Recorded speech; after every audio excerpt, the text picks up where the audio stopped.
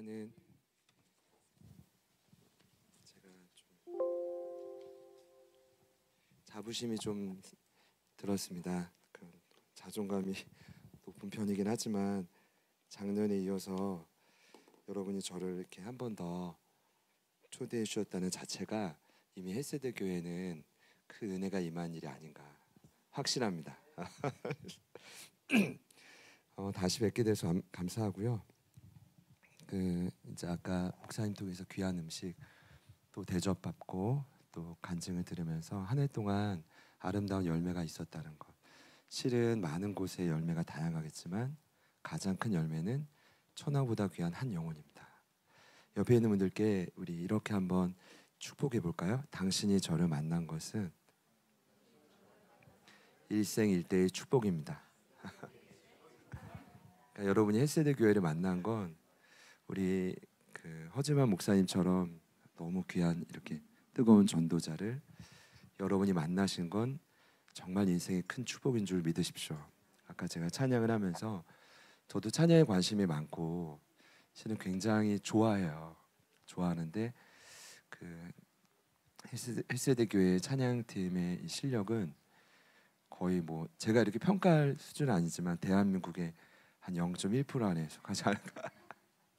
굉장히 이 자리에 계신 분들이 공통점이 있다면 굉장히 유니크하다는 것. 어디서도 잘 보실 수 없는 타고난 실력과 능력을 가지셨고 아까 뒤에서 우리 포스터에서 본 우리 멋진 형제님 찬양 같이 하는 모습에 되게 앞뒤로 되게 은혜가 많이 좀 됐고 저는 실은 인천에서 오늘 대전으로 오는 길에 몇 가지 에피소드가 있었는데 되게 좀 감사하고 좋은 일들이었어요. 제게 하나님이 주시는 이런 감동은 물론 제가 하나님이 이랬습니다 하면 제가 신사도 운동이 되지만 제게 주신 감동은 뭐냐면 하나님이 저를 오늘 이렇게 대전에 헬세대 교회를 방문하는 걸 되게 기뻐하신다라는 사연을 주셨습니다. 그리고 또 바쁜 일정들은 또 하나님이 더 잘 이렇게 해결해 가신다는 확신을 주셔가지고 이거였어요. 제가 꼭 하고 싶었는데 아까 허지만 목사님이 첫 인사를 해서 깜짝 놀랐습니다. 하나님이 이곳을 주목하고 계십니다. 여러분을 주목하고 계세요. 우리가 다 못 느낄지라도 이곳을 하나님이 기대하고 계시는 줄 믿으십시오. 첫 번째 시간입니다. 제가 작년에는 마지막 시간이었고 다시 오면서 또 목사님을 통해 저를 첫 번째 강사를 세워주셔서 나름 제가 출세했구나. 혼자 그냥 생각해보고 뭐 여러 말씀드린 겁니다. 제목을 잡는데 고민을 많이 했는데 이렇게 잡아봤습니다. 좀 굉장히 중요한 표현인데 은혜의 시작이라는 표현을 썼고 그 시작이 뭐냐면 하나님의 위로라고 했습니다. 제가 그렇게 정한 이유를 말씀드릴게요. 은혜라는 단어는 이제 뭐 선물이라는 뜻도 있지만 히브리어로는 하난이라는 단어입니다. 어떤 단어냐면 허리를 구부리다는 뜻입니다. 그럼 하나님이 인간에게 허리를 구부렸을 때 물론 최초 인간이 아담과 하와가 죄를 짓지 않았을 때도 하나님이 그들과 산책하며 에덴 동산을 거니긴 했지만 그것을 뭐 특별한 은혜라고 말하진 않죠. 근데 언제부터 이 단어를 쓰겠냐면 인간이 죄를 지은 그 순간. 죄가 무엇입니까? 피조물이 아무리 만물의 영장이어도 창조주가 될 수 없거든요. 그들이 선악과를 따먹은 건 의도적으로 따먹은 겁니다. 왜요? 이미 타락한 천사가 뱀에 들어가 동일한 방법으로 그들을 유혹할 때 동일한 방법으로 하나님을 배반했죠. 하나님과 같이 되려고 따먹었을 때 그들이 했던 일은 뭐냐 하면 저는 그들이 가렸던 게 생식기라고 생각하지 않습니다. 무화과나무 잎으로 창세기 2장을 보면 벌거벗었지만 부끄러워하지 않았거든요. 그럼 그들이 선악과를 먹고 부끄러워했던 것은 몸 때문이 아니라 선악과를 따먹은 즉시 그들 안에 시작된 죄 때문이다. 여러분 기억하십시오. 죄는 무화과나무 잎 따위로 가려지지 않습니다. 그래서 무화과나무 잎으로 가려도 가려지지 않게 결국 그들이 했던 최선의 방법이 뭐냐 하면 숨는 거예요. 숲을 사이로 숨는 거예요. 그때 하나님이 시작한 게 바로 뭐냐 하면 은혜입니다. 인간을 포기할 수 없어서. 저희도 하나님 자녀지만 세상 사람들 지금도 뭐 술 마시고 때론 요즘에 한국에 마약이 많다면서요. 젊은이들도 도박을 하고 그들도 하나님의 자녀입니다. 차이점은 우리는 호적에 오른 그러니까 돌아온 자녀지만 그들은 잃어버린 자녀죠. 하나님은 어느 누구도 결국 포기하지 않으십니다. 그러니까 끊임없이 그들을 찾아가시는, 허리를 구부린다고 표현했지만 그들을 찾아가시는 자체가 은혜라고. 거기서부터 시작된 은혜가 성경 곳곳에 비록 나와 있지만 제가 고민 끝에 오늘 정한 본문이 어디냐면 이사야 40장이에요. 여기 보면 왜 은혜의 시작이 하나님의 위로인지 정확히 나옵니다. 일단은 이사야서 말씀이기 때문에 저자가 누굴까요? 이사야. 이분이 열심히 활동한 분입니다. 왜냐하면 그래도 동시대에 히스기야 왕이라고 남유다가 참 오르락내리락 했지만 괜찮은 왕이 한 명 있었죠. 그래도 이스라엘에 어느 누구도 남유다 땅에 제거하지 못했던 산당이라는 건 이따 제가 다시 말씀드리겠지만 하이플레이스라고 주로 높은 곳에 우상을 섬기는 그 신당을 많이 만들었다고요. 그런데 대부분의 왕들이, 그래도 그나마 괜찮은 왕들이 개혁을 일으키는데 항상 끝에 나왔던 열왕기서 말씀이 뭐냐 하면 개혁은 일으켰지만, 혁신을 일으켰지만 산당은 제거하지 못했더라. 근데 유일하게 산당을 제거하기 시작했던 첫 번째 왕이 히스기야입니다. 근데 제가 이 말씀 왜 드리냐면 그렇게 훌륭했던 왕이라도 지속하기 참 어렵습니다. 여러분, 좋은 상태를 지속하는 능력을 우리가 흔히 뭐라고 하냐면, 따라해 볼까요? 현행화, 이런 거라고 말합니다. 그러니까 어디 기업을 가든 회사를 가든 뭐 자영업을 하든 좋은 상태를 꾸준히 유지하는 게 중요합니다. 그 헬세대 교회가 실은 계속해서 모진 풍파와 환란을 이기고 성장하려면 지금 여러분의 이 마음을 계속 유지해 가야 돼요. 우리 힘으로 어렵지만 하나님이 힘 주시기를 소망합니다. 유니크한 찬양팀과 더 유니크한 우리 목사님, 그리고 제가 볼 때는 이 자리에 계신 성도분들이 너무 귀하더라고요. 제가 그래서 아까 눈물이 좀 났어요. 실은 많은 성도분들이 이제 새롭게 신앙생활을 하든 아니면 다시 도전을 하고 개혁을 하려든 개척교회를 잘 찾지 않아요. 저도 개척을 하고 9년 반째 사역을 하고 있는 입장에서, 근데 여러분, 제 마음에 아까 계속 이런 감동을 주셨습니다. 뭐냐 하면 헬세대 교회 교인이 되는 모든 분들은 반드시 자자손손 대대로 하나님이 영광 가운데 책임지실 거라 믿습니다. 진짜예요. 이곳에 제가 있는데 참 무너진 성벽을 세우는 이곳에 한 분 한 분의 성도분들이 느헤미야, 이 시대의 느헤미야와 같은 분들이라고 저는 믿습니다. 놀라운 건 제가 왜 이걸 확신하냐 하면 느헤미야 이름의 뜻이 여호와께서 위로하시다는 뜻이. 오늘 제목이 그렇잖아요. 여러분이 그런 인물인 줄 믿습니다. 그러니까 다음 내년에 제가 이곳에 못 오더라도 여러분 이곳을 계속 지키시기를 축복합니다. 아마 엄청난 은혜와 복이 있을 것입니다. 이거는 정말 어디 곳에서 경험하지 못하는 귀한 은혜입니다. 그래서 현행화로 돌아온다면 계속 유지해야 되는데 히스기야가 실패했어요. 그리고 몇십 년이 지나고 남유다가 북이스라엘처럼 망하고 그런 걸 따라하면 안 되는데, 그리고 결국 70년의 포로 생활을 바벨론 또 덕분에 포로 생활합니다. 참 대단한 건 오늘 읽으신 이 40장 말씀이 이사야 선지자가 활동했던 시기보다 약 150년 후의 이야기를 한단 말이에요.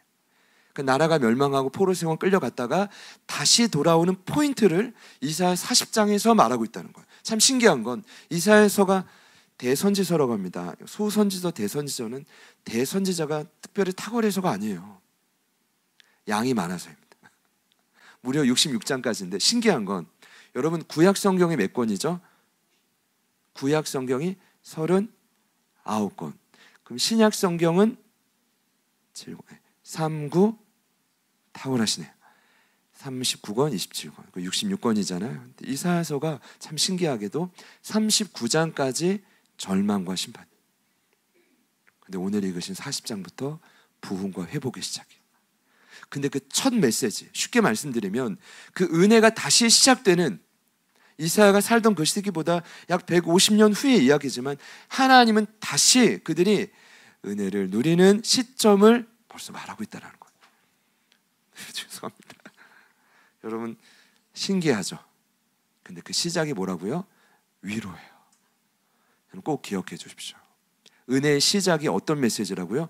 위로라고. 우리 1절 말씀 같이 한 번 더 읽어보시죠. 너희의 시작, 너희 하나님이 이르시되 너희를 위로하라. 내 백성을 위로하라. 저를 보시죠. 자, 부흥의 시작, 은혜의 시작이 위로라는 제가 논리를 지금 정확히 설명드렸는데, 위로가 어떤 것입니까? 네이버 사전을 보면 따뜻한 말과 행동으로 슬픔을 달래준다는 뜻입니다. 그래서 저희가 위로를 한번 앞뒤에 계신 분들께 한번 해보겠습니다. 당신이 오늘따라 너무 아름답습니다. 네. 자, 이 위로가 실은 이제 마음에 닿지 않을 수도 있지만, 네, 닿기를 소망합니다. 이런 걸 흔히 위로라고 합니다. 그런데 성경이 말하는 위로가 그게 아니더라고요. 제가 이번에 말씀을 준비하면서 또 연구하면서 충격을 받았어요. 위로는 따뜻한 말로 달래준다는 뜻이 아니에요. 오늘 이 위로, 히브리어로 나함이라는 단어의 뜻은 먼저 어떤 뜻이냐면 안심시키다라는 뜻입니다. 여러분, 안심의 반대말이 뭘까요? 두려움입니다. 잘 들어보세요. 모든 사람이 두려움 가운데 이 땅을 살아갑니다. 왜냐하면 언젠간 다 죽기 때문입니다. 기본적으로 모든 인간이 두려움을 벗어날 수 없는 평생의 숙제인 이유는 뭐냐 면 누구나 다 호흡이 끝나고 죽기 때문입니다. 이것을 사람 다 영적이기 때문에 두려움에 사로잡힐 수밖에 없습니다. 그런데 그것만 두렵습니까? 재정에 대한 두려움, 관계에 대한 두려움, 내일 일을 모를 일에 대한 두려움. 여러분, 두려움은 참 우리를 끈질기게 떠나지 않는 아주 모진 과제입니다. 근데 여러분, 위로가 뭐라고요? 두려움을 물리치고 여러분의 마음에 평안을 주는 상태입니다. 그래서 여러분께 저는 먼저 이렇게 위로하고 싶습니다. 여러분의 마음이 오늘 이 예배가 끝나고 매주 이번 집회가 진행될수록 더 안심이 되기를 축복합니다. 두려움과 멀어지시기를 축복합니다. 아시겠죠? 마치 베드로 아니 바울 사도가 저희 예배 시간보다 별로 차이 안 나는데 제가 왜 자꾸 바울을 베드로라고 하고 이해해 주십시오. 제가 알기로 바울이 배에서 한 270명 가까이 되는 인원들에게 안심하라고 했단 말이에요. 왜? 그게 위로인 거예요. 위로인 거예요. 근데 그 말에 반응을 하기 시작했다는 거죠. 그래서 여러분, 여기다 어디 이렇게 적었어요. 안심을 이렇게 적어놓으세요. 이 말은 뭐예요? 이것은 위로가 가득하다라는 거죠. 여러분, 꼭 모든 마음속엔 두려움을 멀리 다 던져버리시기를 축복합니다. 그게 첫 번째 의미고, 두 번째 주된 의미가 있습니다. 여러분 꼭 기억해 주십시오. 나함의 두 번째 뜻은 다름 아니라 다시 숨을 쉬게 하다라는 뜻입니다. 여러분, 위로는 어떤 뜻이에요? 숨이 닫힌 사람이 다시 숨을 쉬게 해주다는 뜻입니다. 한마디로 참 놀랍지만 이 위로는 오랜 포로기 가운데 소망을 잃어버린 그 자녀들의 닫혀있는 숨을 결코 만만치 않잖아요. 근데 이 닫힌 숨을 다시 열어준다는 뜻이 뭐예요? 위로라는 것입니다. 근데 이것은 누구만 할 수 있냐면 말씀을 보니까 하나님만 하실 수 있다는 거예요. 여러분, 70년 포로 생활, 그 전에 영적으로 나락을 가다가 나라가 망하고 70년 포로 생활 끝에도 그 닫힌 숨을 하나님이 열어주실 수 있다면, 오늘 예배하시는 여러분, 아무리 그 마음에 답답함이 있어도 여러분이 하나님을 만나면 그 닫힌 숨은 다시 열립니다. 이것이 복음입니다. 믿으시기를 축복합니다. 이것이 하나님의 위로예요. 어쩌면 여러분의 인생의 여정에 제가 생각할 때 숨쉬기 어려울 정도로 힘든 일이 찾아왔고 찾아올 것이라고 생각합니다. 제가 몇 가지 좀 자료를 찾아봤는데, 최근에 어느 기업이 설문조사를 했는데 우리나라 20세에서 50세까지 남녀 500명을 조사를 했다고 합니다. 타이틀은 웃음에 관한 스타일 조사. 근데 전혀 이 결과가 별로 이렇게 웃기지가 않아요. 이런 내용입니다.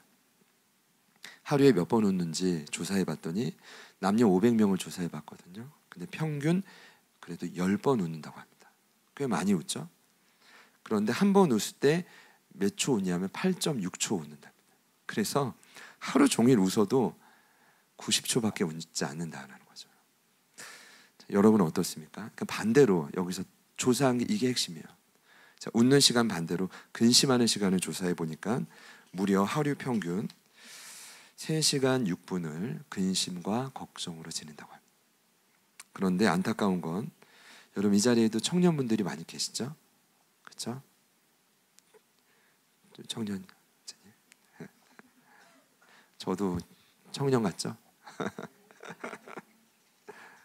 그런데 좀 제가 걱정이 됐던 게 20대가 3시간 15분 그러니까 평균을 높여요. 30대가 3시간 7분, 40대가 2시간 50분. 주로 왜 걱정하느냐 물어봤더니 1번은 취업, 2번은 결혼, 3번은 장래. 장래 문제. 최근에 영국의 공인된 심리학자이자 과학자인 맥 에럴이 여러분 이 책을 보신 분이 있을 겁니다. 스몰 트라우마라고. 참 제목이 특이하죠. 스몰 트라우마. 근데 책의 핵심은 간단합니다. 사소한 상처는 결코 사소하지 않다. 이해되세요? 조용히 저희들의 삶을 갉아먹는 우울과 불안과 무기력이 언젠간 저와 여러분의 정신과 신체를 무너뜨린다는 결과가 나왔습니다. 여러분 이게 굉장히 무섭더라고요. 한 주간 실은 여러분을 위축시켰던 수많은 상황들이 저는 정확히 모르지만 있을 것이라고 생각합니다. 여러분 이 자리에 예배하고 있어도 반복적으로 겪는 부담스러운 관계가 있더라고요.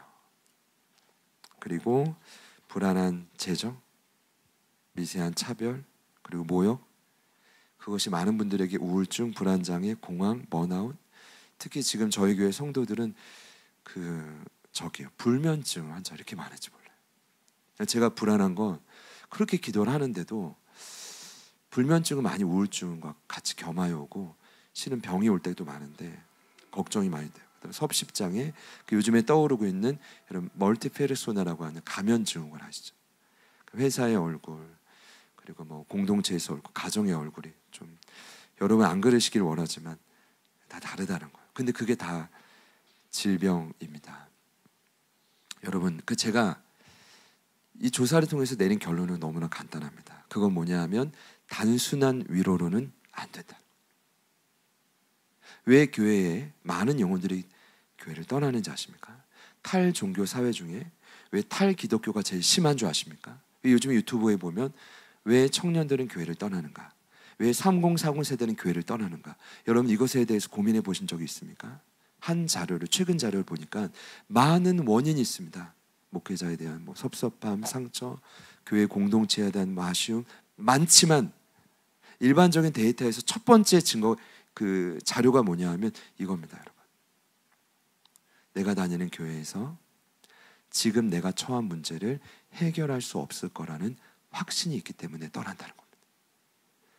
여러분 어떻게 생각하십니까? 여러분은 지금 여러분이 처한 마음의 문제든 삶의 문제든 이것이 정말 하나님이 해결할 수 없다고 믿으십니까? 이 마음을 가지고 있다면 언젠가 교회를 떠날 겁니다. 다시 돌아오기 어려워요. 그러나 저는 복음이 그게 아니라고 생각합니다. 반드시 하나님은 우리 내면이든 외면이든 우리가 처한 어떤 문제라도 하나님은 해결하실 수 있는 분이십니다. 결과를 보고 너무나 안타까운 거예요. 복음이 그게 아닌데 결국 복음이 승리할 건데 조금만 더 버티면 될 텐데 너무나 안타까운 거죠. 결론은 이제 교회가 피상적인 위로는 안 된다는 겁니다. 그럼 어떻게 해야 될까요? 어떻게 은혜의 시작인 하나님의 위로를 경험할 수 있을까요? 근데 제가 놀랍게도 오늘 말씀을 보고 해결책을 찾았어요. 2절 말씀을 보면 이렇게 나옵니다. 너희는 예루살렘에 뭐하래요? 마음에 닿도록 말하라. 그것에게 외치라. 노역의 때가 끝났고 죄악이 사함을 받았다. 근데 2절을 보니까 위로가 어떤 위로래요? 마음에 닿도록 하라. 일명 마음에 닿는 위로. 오늘 결론입니다. 은혜의 시작인 하나님의 위로는 피상적인 위로가 결코 아닙니다. 반드시 여러분의 답답한 마음에 닿는 위로입니다. 제가 확신하건대 이것이 단 1초라도 괜찮아요. 단 1분이라도, 1분은 진짜 길죠. 10초라도 괜찮아요. 근데 만약 하나님의 이 위로가 여러분의 마음에 닿는다면 여러분 어떤 상황에서도 다시 일어설 수 있습니다. 믿으시는 분들만 아멘 해보시죠. 이해가 되세요? 어떻게 수천 년 전에 은혜의 시작인 위로를 이렇게 과학적이고 논리적으로 명확하게 기록할 수 있을까? 이게 진짜 부흥이더라고요. 가짜 부흥이 아니에요.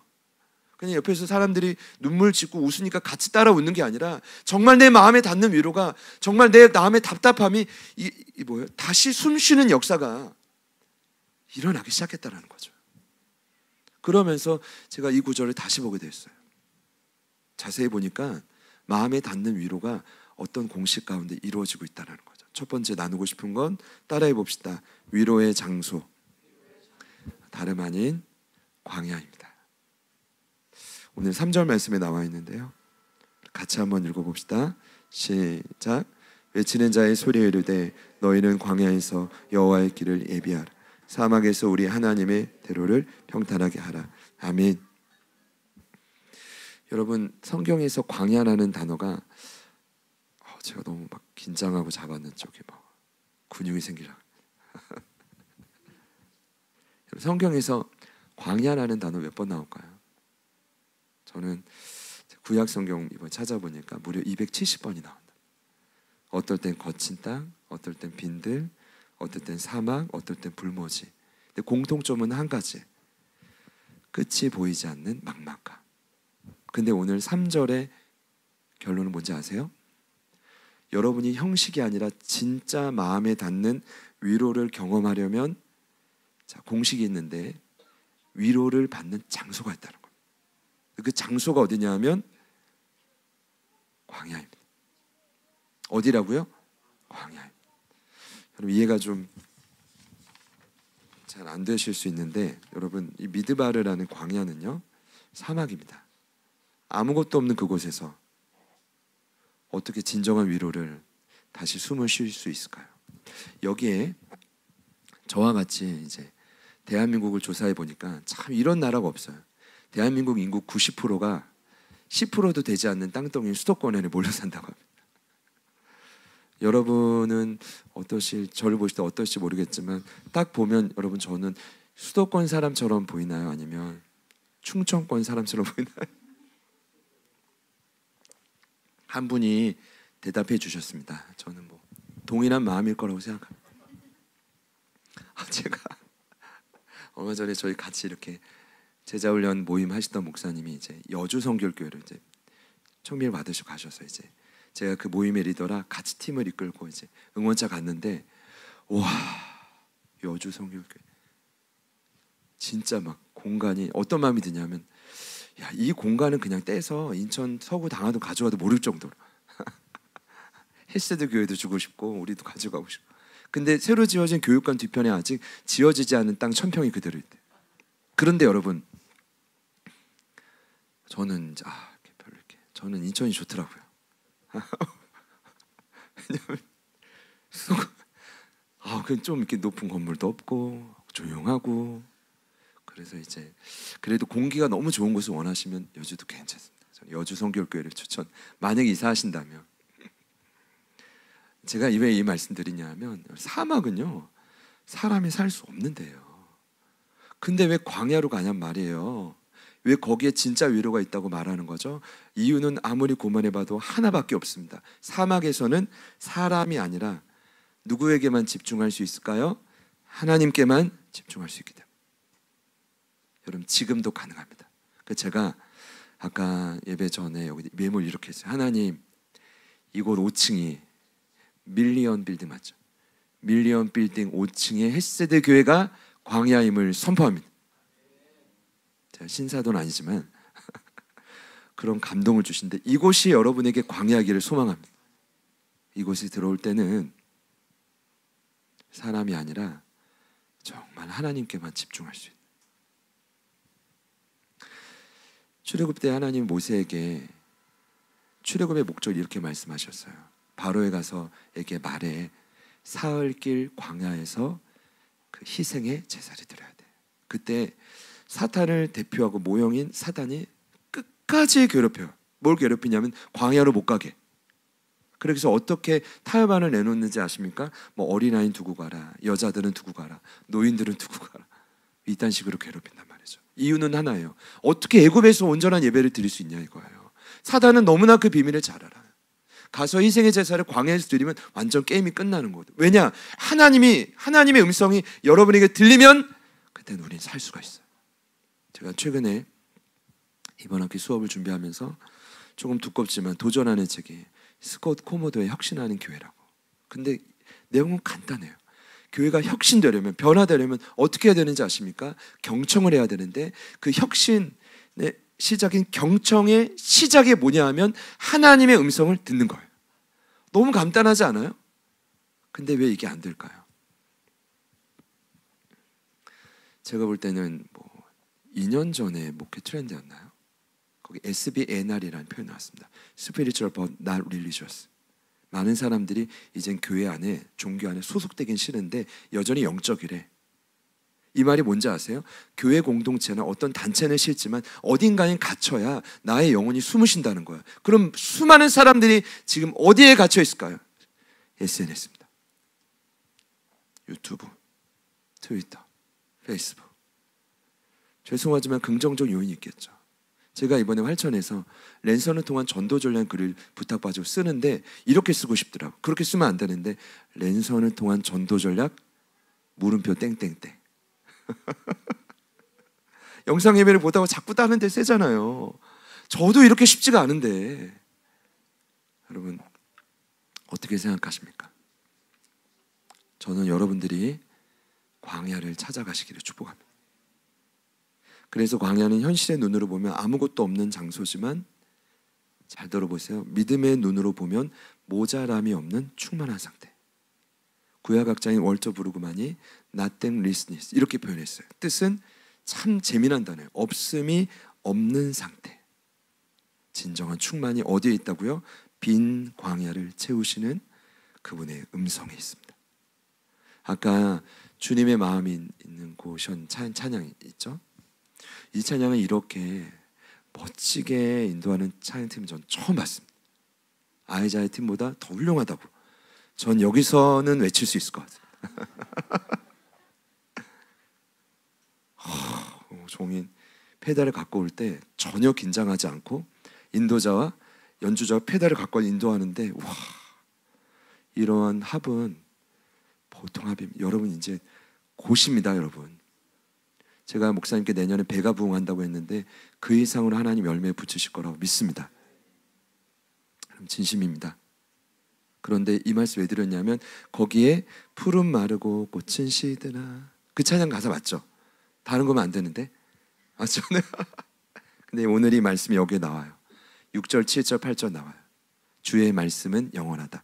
근데 여러분 그거 아세요? 거기서 강조하는 주의 말씀은 영원하다. 푸른 마르고 꽃은 시드나 주의 말씀은 영원하다고 했는데 무슨 말씀이 영원하다는 건지 아세요?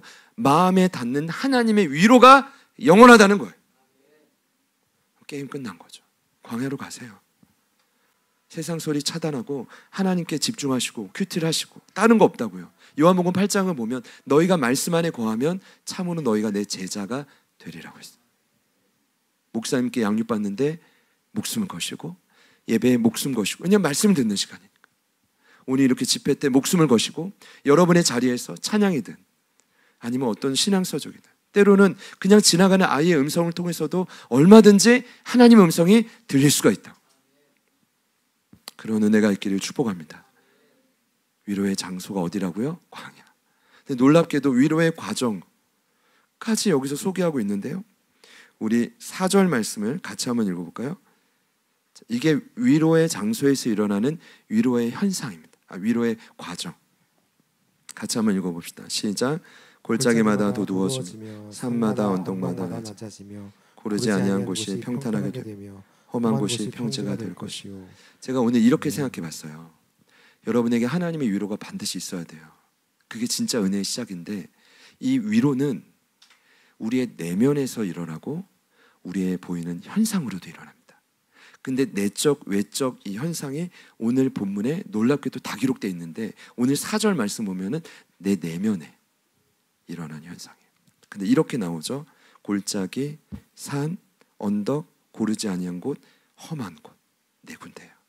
여러분 기억하십시오. 골짜기는 상처입니다. 그러니까 여러분 산전수전 다 겪었다고 입 밖으로 내시는 분들은 정말 무서운 분들이에요.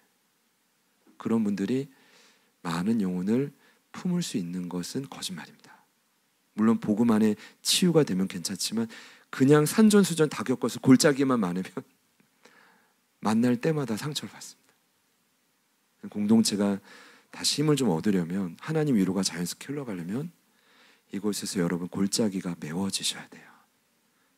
그 트라우마가 메워져야 된다고요. 언제까지 그 트라우마를 붙들고 살아가겠어요? 그 자랑이 아니에요. 하나님의 위로가 여러분의 마음에 닿으면 어떤 일이 있다고요? 골짜기가 메워지기 시작해요. 이거 왜냐? 하나님 빛이시기 때문에. 실은 포로기 가운데 영적인 암흑기라고 합니다. 눈은 뜨고 있지만 종교만 기독교지 그냥 교회만 출석할 뿐이, 이래버리면 어떻게 되는지 아십니까? 하나님의 위로가 없는 신앙인들은 어떤 특징이 있냐면 자꾸 부딪혀요. 안 보이니까 자꾸 부딪혀. 그러니까 이 말은 살리는 언어라고 하지만 사람 막 죽이고 그럴 때가 종종 있잖아요. 왜 그러냐 하면 골짜기가 안 메워져서 그래요. 여러분, 하나님의 이 빛이 임하면 내 골짜기가 보이기 시작한다. 메워지는 은혜가 있기를 소망합니다. 그러면 여러분 참 신기하죠. 골짜기가 파여지면 파여진 만큼의 흙이 다른 데 우주로 사라지는 게 아니라 옆에 파여진 만큼 높아져요. 그래서 누가복음 3장에 동일한 메시지가 나오지만 높은 산, 낮은 언덕, 이런 표현이 나온 거예요. 골짜기가 깊은 사람일수록 높아요. 근데 이 산은 뭐냐 하면 영적 교만이에요. 굴삭기로 깎는 게 아닙니다. 빛이신 하나님이 우리와 함께 할 때 그 교만이 자연스럽게 녹아지는 거죠. 여러분, 그런 은혜가 있기를 소망합니다. 같이 가는데 여기 보면 참 재미난 표현이 있습니다. 내면에 회복되는 그 과정을 보니까 고르지 아니한 곳이라고 있는데, 제가 이번에 자료를 찾아보니까 아코브라는 뜻은 뭐냐면 사기당하는 뜻입니다. 혹시 여기에 사기당한 분 계시죠? 제가 볼 때는 한 분 이상 계실 겁니다. 저는 얼마 전에 당근, 제가 진짜 당근 안 하는데 당근은 사기당해가지고 차로 한 20분 거리 가가지고 진짜 무거운 식탁을 좀 크게 바꾸고 싶어가지고 진짜 사진은 그렇게 안 보였는데 막상 갔는데 또 제가 죄송해요 안 올라가고 저희 함께 사역하는 목사님 두 분이랑 갔는데, 목사님 두 분께 제가 종범아 하영아 미안한데 내가 힘이 약하잖아. 둘이 올라가서 좀 갖다 줘야 돼. 가져와. 근데 다 갖고 왔는데 사진을 봤던 건 너무 다른 거예요. 두 분 목사님은 또 제가 부탁해 가져왔죠. 또 집에 가지고 올라갔죠. 저희 아내가 당장 버리라고. 그 너무 미안한 거야. 그 퇴근 시간에 두 목사님 불러가지고 같이 가서 의자 갖고 왔던 저의 행태나 이 모든 것을, 그래서 제가 너무 미안해가지고 우리 두 목사님께 알바비를 주고 완전 사기당했어. 작년 가을부터 저희 공동체에서 그 자립준비 청년들을 위한 그 굿브리지라는 단체를 시작했어요.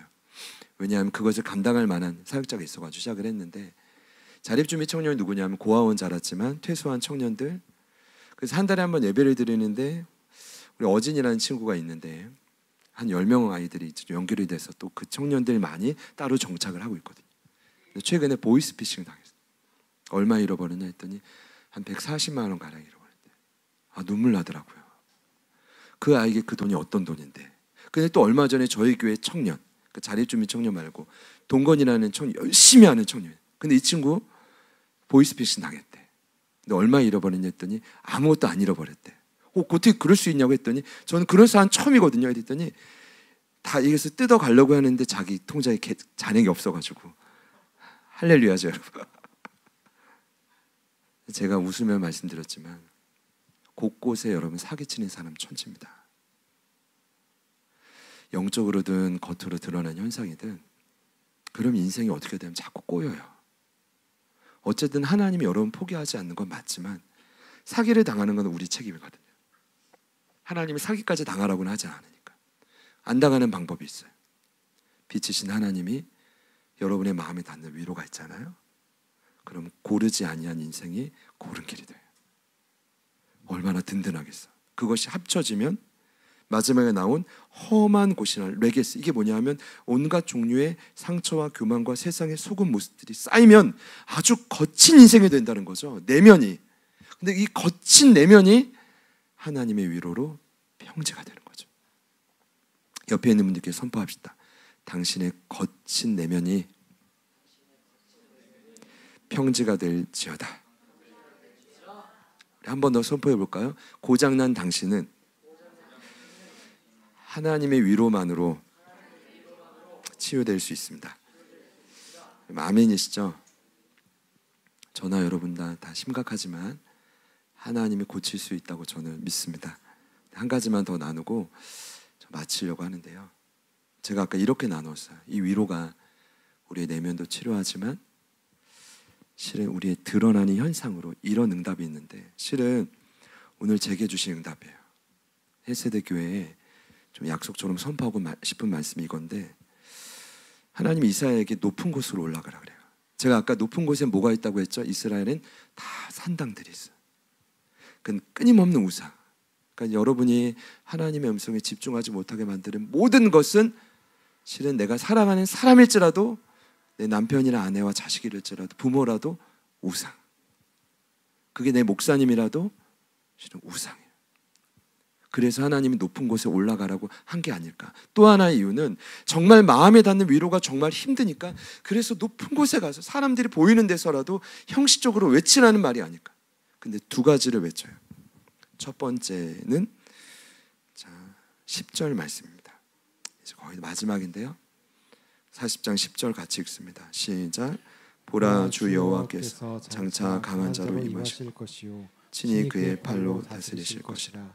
보라, 상급이 그에게 있고 보험이 그의 앞에 있으며. 아멘. 여러분, 이 약속을 기억하십시오.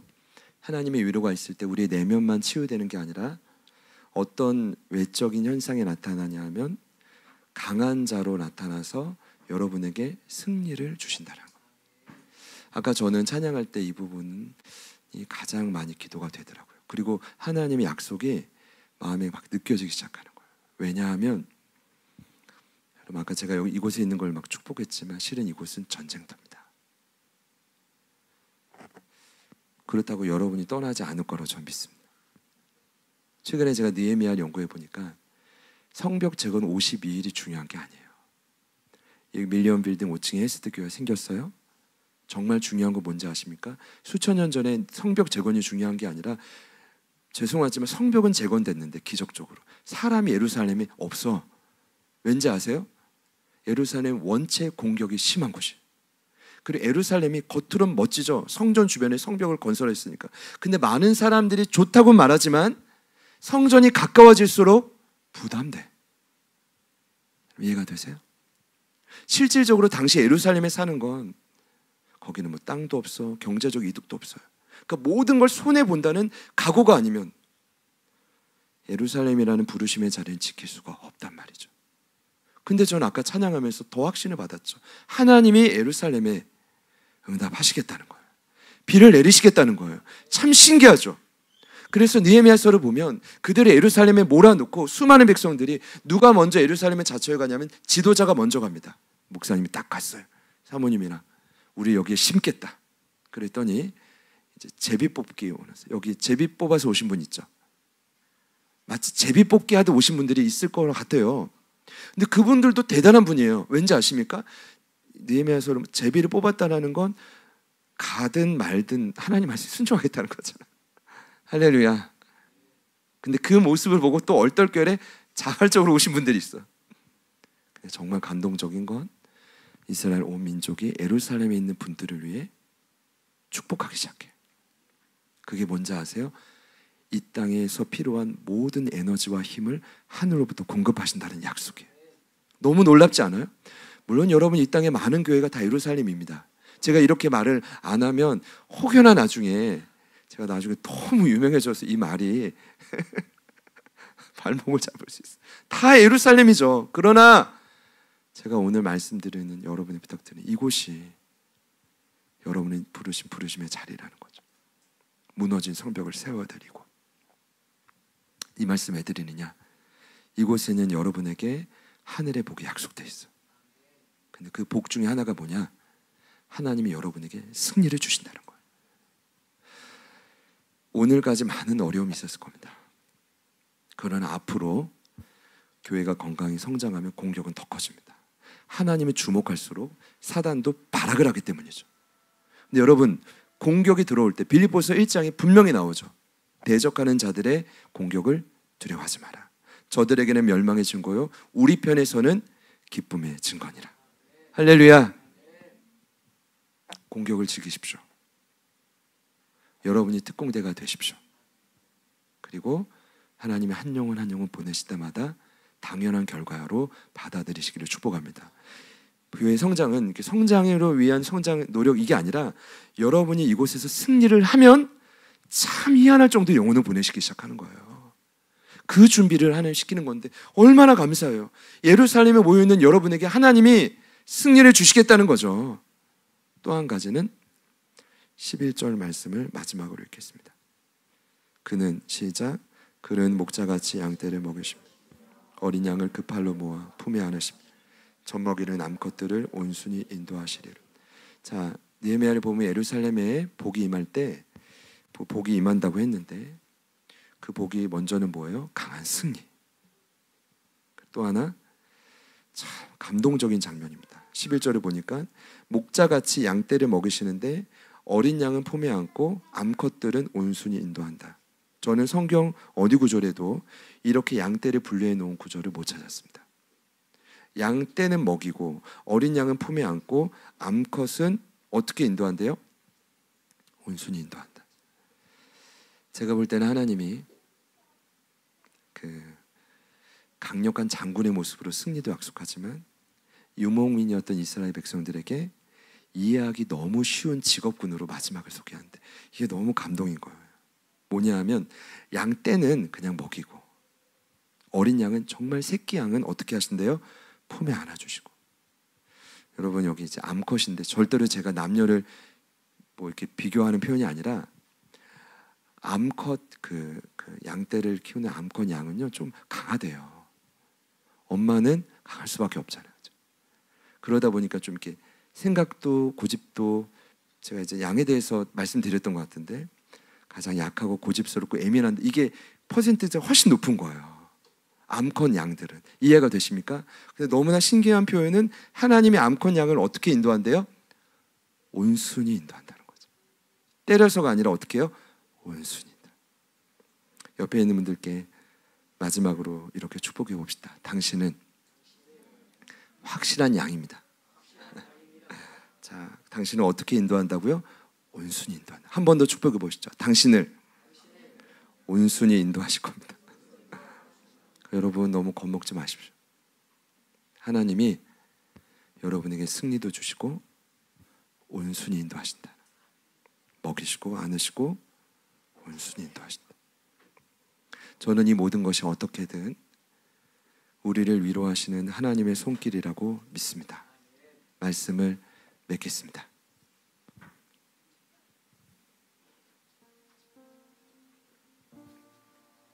감사합니다.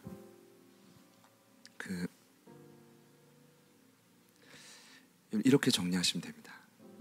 하나님은 이번 이 집회에 참여하시는 그 한 분 한 분에게 어떻게든 그 은혜가 시작되기를 원하신다는 거예요.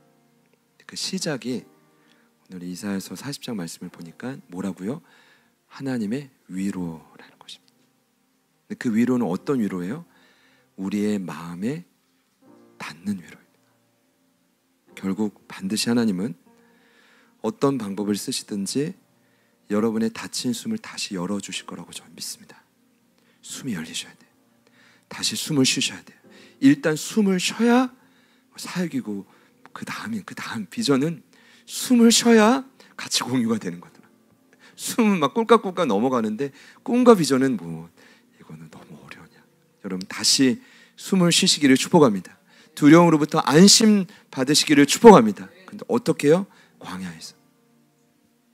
그 광야에서 하나님은 구체적인 음성으로 여러분의 마음을 치유하시고 승리가 필요한 분들에게 승리로 목자의 세밀한 손길이 필요한 분들께 또 필요한 손길로 여러분을 위로해 가실 거라고 저는 믿습니다. 제가 말씀을 정리해 보니까 모든 것이 은혜인데 이 모든 은혜의 근원이 바로 누구냐 하면 오늘 이 말씀을 이끌어 가시는 하나님이십니다. 그분이 여러분에게 이 위대한 은혜를 다시 시작해 주시기를 소망합니다.